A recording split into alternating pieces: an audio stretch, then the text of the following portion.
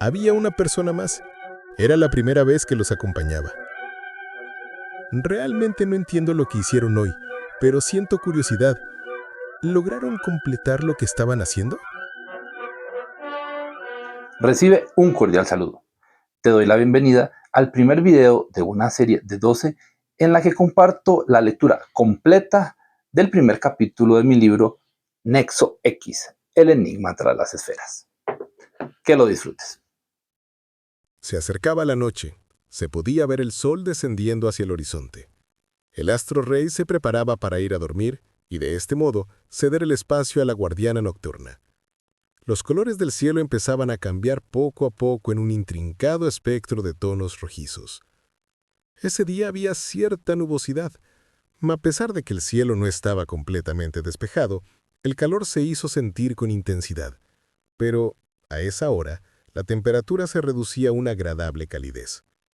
El viento soplaba suave y refrescaba todo el lugar.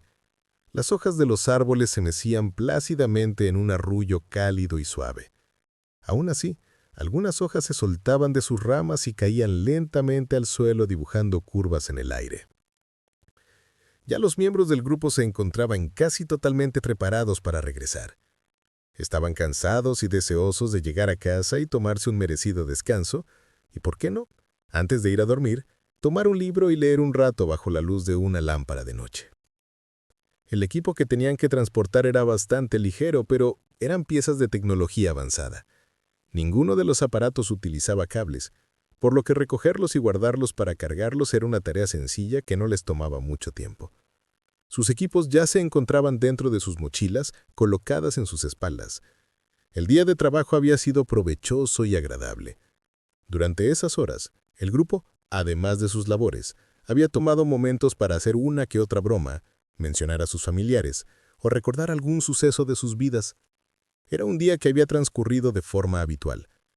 Todavía tenían varios bocadillos y unos refrescos, y decidieron tomar unos minutos para una corta merienda antes de retirarse del lugar para aprovechar esa plácida tarde. Se sirvieron los aperitivos y se sentaron sobre unos troncos cercanos. Una de las personas aprovechó el momento para hacer un anuncio. Muchas gracias por el soporte de hoy. Mañana se pueden tomar el día libre. Como se los prometí, espero que lo disfruten. Definitivamente lo vamos a disfrutar.